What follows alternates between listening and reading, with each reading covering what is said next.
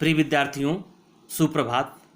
आज हम लोग ऋग्वैदिक काल से संबंधित महत्वपूर्ण तथ्यों को जानेंगे जो आपके प्रतियोगी परीक्षाओं में जैसे यूजीसी, नेट, टीजीटी, पीजीटी आदि एग्जामिनेशन में महत्वपूर्ण भूमिका निभाएंगे। इस वीडियो में हम लोग सिर्फ और सिर्फ तथ्यात्मक चीज़ों को जानेंगे और इसे आप लोग जरूर याद रखना। ऋग्वैदिक काल में भवन निर्माण कला की उन्नति हुई, काव्य कला का पूर्ण विकास हुआ, चिकित्सा कला में बड़ी संख्या में रोगों की पहचान की गई तथा खगोल विद्या ने भी काफ़ी प्रगति की थी। ऋग्वैदिक काल के लोगों ने कुछ तारों का पता लगाया तथा उनका नामकरण किया गया। विदेध माधव के प्रवसन का वर्णन शतपथ ब्राह्मण में मिलता है, जो अपने मुंह में आग लेकर के आगे बढ़ता रहा। गौतम राहुगण विदेध माधव के पुरोहित थे। ऋग्वैदिक काल में दहेज प्रथा का प्रचलन था और दहेज को वहतू कहा जाता था।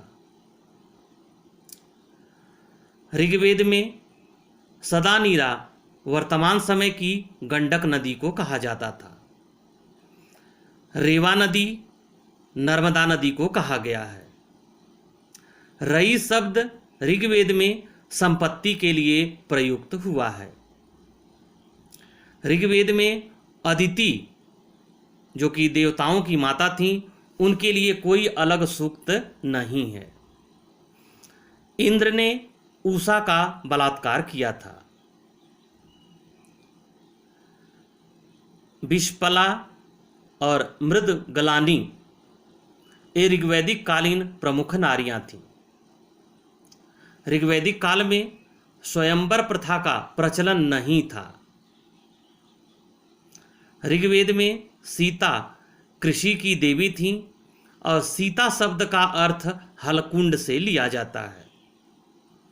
ऋग्वेद में राजन शब्द 9 बार, ब्राह्मण शब्द 14 बार तथा शूद्र शब्द का 1 बार उल्लेख किया गया है। राजा के दैविक पद अथवा दैविक अधिकार का कोई संकेत नहीं मिलता है, यानी कोई दैवी अधिकार उसे नहीं प्राप्त था कि भगवान ने उसे बना करके भेजा है। अथर्ववेद में ये महत्वपूर्ण है, इसको जरूर याद रखना। अथर्ववेद में सभा तथा समिति को प्रजापति की 2 पुत्रियों के समान कहा गया है।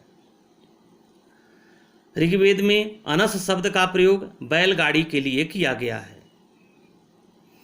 भीषज शब्द वैद्य के लिए प्रयोग किया गया है। ऋग्वैदिक काल के अमूर्त देवता 2 थे, श्रद्धा और मनु। ऋग्वेद में केवल एक धातु अयस का उल्लेख किया गया है, अयस। नदी स्तुति में विपाशा का उल्लेख नहीं किया गया है। विपाशा वर्तमान समय की व्यास नदी है। वैदिक लोगों ने सर्वप्रथम तांबे की धातु का इस्तेमाल किया था। ऋग्वेद में गंगा का 1 बार और यमुना का 3 बार तथा सरयू का 1 बार उल्लेख मिलता है। लोपामुद्रा, घोषा, सिक्ता, निवावरी तथा विश्वरा ऋग्वैदिक कालीन प्रमुख विदुषियाँ थीं, जिन्होंने अनेक ऋग्वैदिक मंत्रों की रचना की थी। पुरुष दुर्गपति होता था तथा सैनिक कार्यों का भी कार्य करता था। ऋत्विज यज्ञ करने वाले पुरोहित को कहा जाता था। अतिथि को गोहन अर्थात गोहंता कहा जाता था। ऋग्वेद में 7 प्रकार के पुरोहितों का उल्लेख है, वहीं उत्तर वैदिक कालीन साहित्य में 14 प्रकार के पुरोहितों का उल्लेख मिलता है। गव्य और गव्यति चारागाह के लिए प्रयुक्त होता था। लांगल हल को कहा जाता था, ब्रिक बैल को, करीश गोबर की खाद को, अवत कुआं को, उर्दर अनाज नापने वाला पात्र, स्थिवी अनाज कोठार, कीवास हलवाहा, पर्जन्य बादल के लिए प्रयुक्त शब्द थे। धव आकाश का देवता था और ऋग्वैदिक देवताओं में सर्वाधिक प्राचीन था। उषा प्रगति और उत्थान की देवी थी।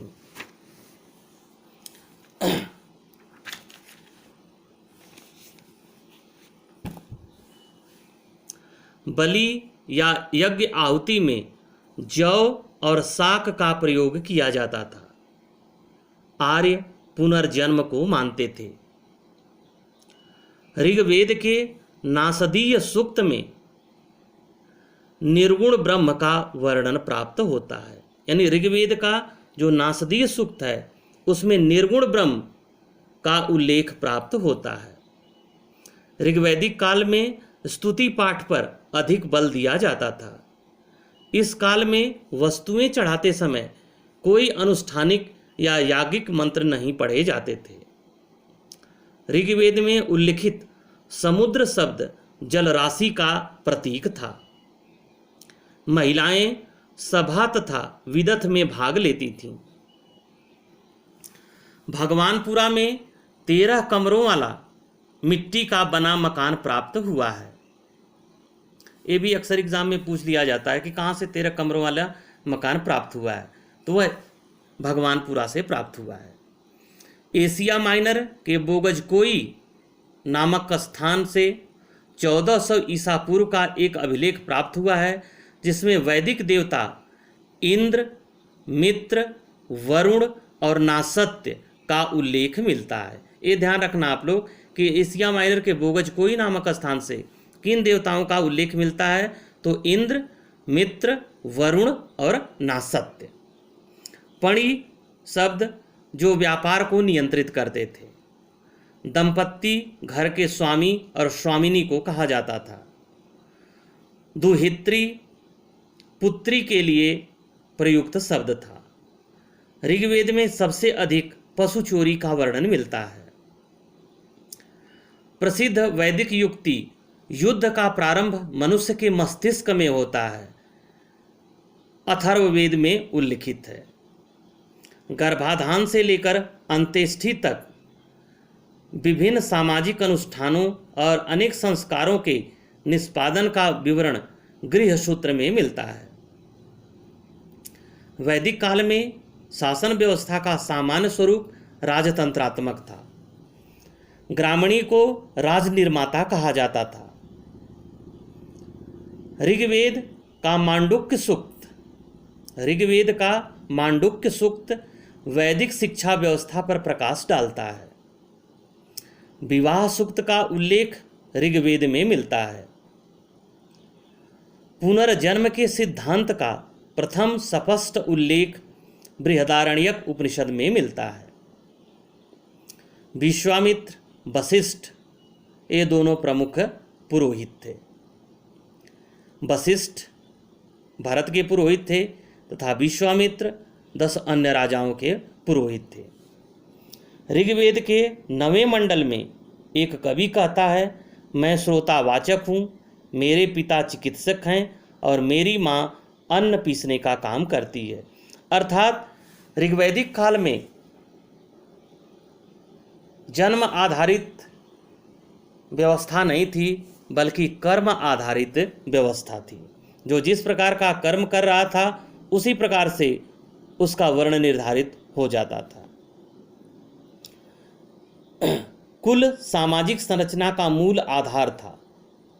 वापत्री हज्जाम को कहा जाता था, हिरण्यकार सोनार को कहा जाता था। आर्यों द्वारा 33 देवताओं की पूजा की जाती थी। कुल से ग्राम, ग्राम से विश्व और विश्व से जन का निर्माण होता था। तैत्तरीय संहिता में मनु द्वारा अपने पुत्रों के बीच संपत्ति के विभाजन का प्रसिद्ध वर्णन किया गया है। सोम नामक पेय पदार्थ हिमालय के हिमवंत तथा मुजवंत चोटियों पर प्राप्त होते थे। 10 राग युद्ध पारुषणी या रावी नदी के तट पर लड़ा गया था। विदथ में महिलाओं को पुरुषों के समान ही अधिकार प्राप्त था। अतिथि की उपाधि से संबंधित देवता अग्नि देवता थे। तो क्षत्रिय तीनों लोकों के देवता थे। क्षय, विनाश और मृत्यु की मूर्ति नीरती। क्षय विनाश की और मृत्यु की मूर्ति नीरती। ये आईएएस में भी पूछा गया है कि ब्रह्मोदय राजा जनक द्वारा, ब्रह्मोदय क्या है? तो ब्रह्मोदय राजा जनक द्वारा आयोजित वाद विवाद था। यानी ब्रह्मोदय राजा जनक के दरबार में एक वाद विवाद का आयोजन किया गया जिसे ब्रह्मोदय नाम दिया गया था। सत्र भव्य यज्ञों को कहा जाता था। पहली बार मृत्यु विषयक चर्चा शतपथ ब्राह्मण में मिलती है। आत्मा के देह परिवर्तन या देहांतरण का सिद्धांत बृहदारण्यक उपनिषद में मिलता है। आर्यों का प्राचीनतम ज्ञात समूह हिट्टीटाइट समूह था। ऋग्वैदिक आर्यों को बाघ की जानकारी नहीं थी। अरैया अथवा हरैया अफगानिस्तान का एक भाग था। ऋग्वेद में अश्व का उल्लेख 215 बार तथा गाय का उल्लेख 176 बार आया है। ऋत अथवा नैतिक व्यवस्था का संरक्षक वरुण देवता को माना जाता है। सबसे पुरानी जनजातीय सभा विदथ थी। रलह विंसी समारोह राजस्यु यज्ञ का भाग होता था। गोत्र शब्द का उल्लेख सर्वप्रथम अथर्ववेद में मिलता है। राजत्व की उत्पत्ति का वर्णन ऐतरेय ब्राह्मण में मिलता है।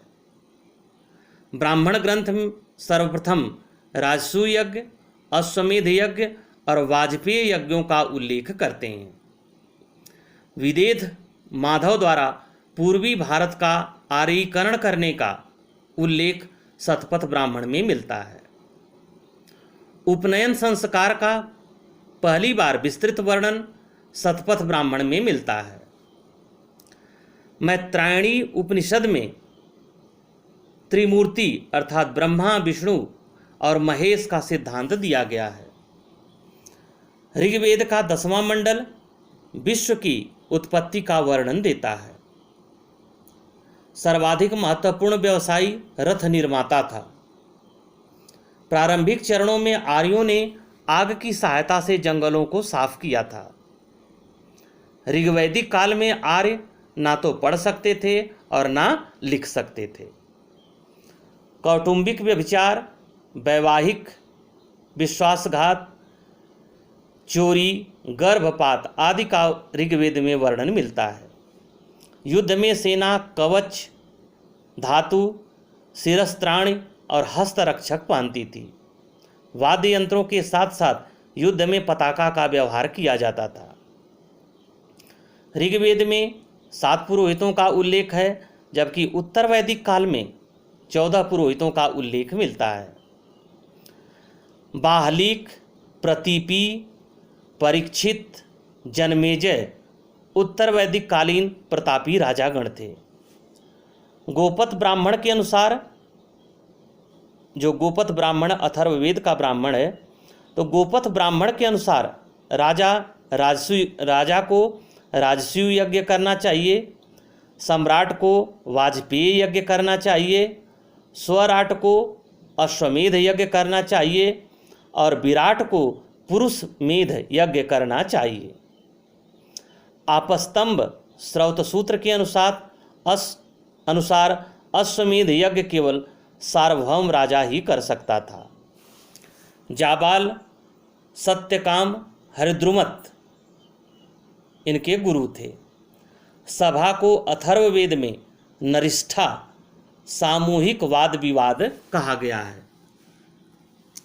वैदिक काल में अनुलोम तथा प्रतिलोम विवाहों के उदाहरण मिलते हैं।